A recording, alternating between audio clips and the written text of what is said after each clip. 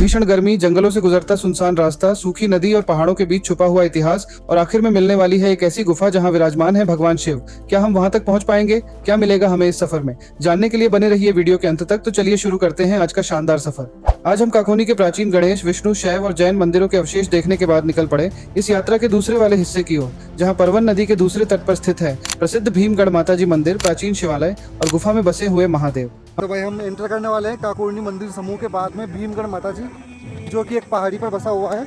बीच में परवन नदी है, नदी के उधर काकोनी मंदिर समूह है और इस साइड में मेरे पीछे भीमगढ़ माताजी मंदिर है। अब अंदर चल के देखते हैं क्या है, कितना पुराना मंदिर है। हम काकोनी मंदिर समूह से आगे बढ़े और परवन नदी के बीच से बने कच्चे रास्ते से निकलने लगे। इस समय पूरी नदी सूखी हुई थी और रास्ता भी काफी खराब था, लेकिन जैसे तैसे आगे बढ़ते हुए हम पहाड़ी पर पहुंचे।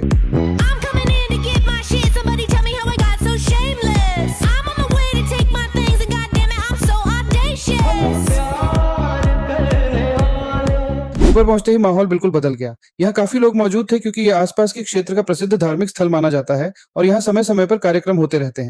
जैसे ही हम मंदिर परिसर में प्रवेश करते हैं, सामने महिलाओं को माताजी के भजन और गीतों पर नृत्य करते हुए देखते हैं। पूरा वातावरण भक्ति और श्रद्धा से भरा हुआ था।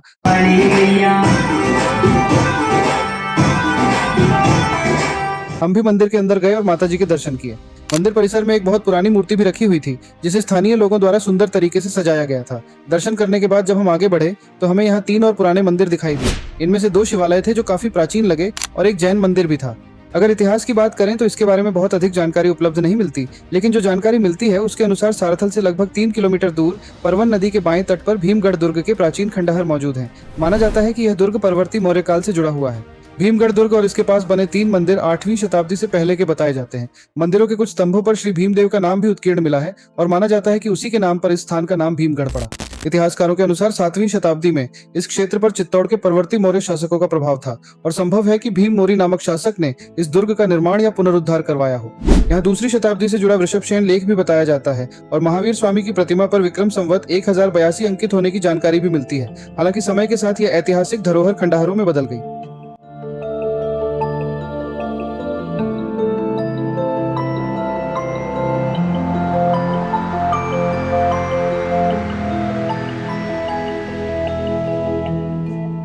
नदी का दृश्य यहाँ से बेहद शानदार दिखाई दे रहा था। फिर हमें पता चला कि नदी के रास्ते से आगे एक छोटी सी गुफा में शिवलिंग स्थापित है, तो हमने तय किया कि वहां तक पैदल जाएंगे।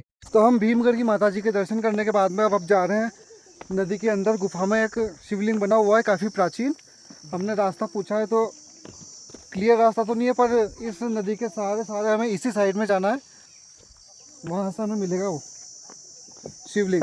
गर्मी इतनी थी कि हालत खराब होने लगी थी, लेकिन उत्साह अभी भी बरकरार था। हम चट्टानों के बीच से होते हुए आगे बढ़ते गए और आखिरकार उस जगह पहुंचे जहां प्राकृतिक रूप से बनी एक छोटी सी गुफा दिखाई दी। नदी के बीचों बीच में ऊपर से कोल्ड ड्रिंक लिए मंदिर के पास में से, और हम महादेव मंदिर जा रहे हैं। आप भी वहीं से आ रहे हैं दर्शन करके? अच्छा, ये वाली जो है बड़ी टेढ़ी तिरछी खड़ी तरह की चट्टानें हैं यहाँ पे।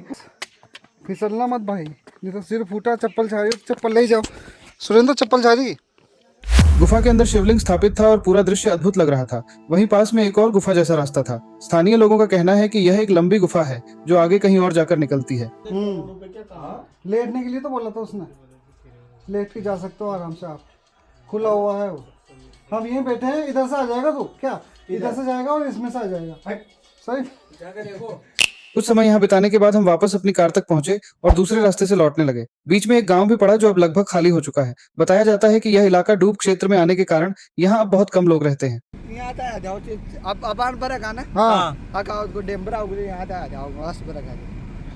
तो उससे पहले गाँव उठ जाएगा, पीसा देगा जब तो बाकी क्या मतलब माचा तो मन जमीन का फिर दे घर आका न दे दो बिहार में खा पाका।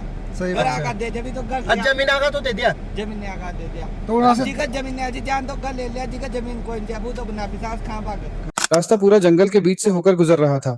चारों तरफ बिल्कुल सन्नाटा था और पूरे रास्ते हमें कोई भी दिखाई नहीं दिया।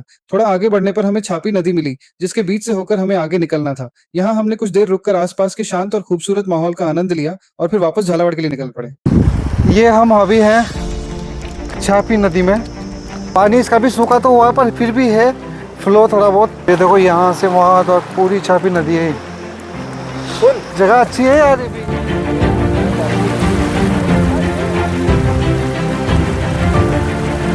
उधर भी है ना पानी, खूब पानी है उधर यार। आगे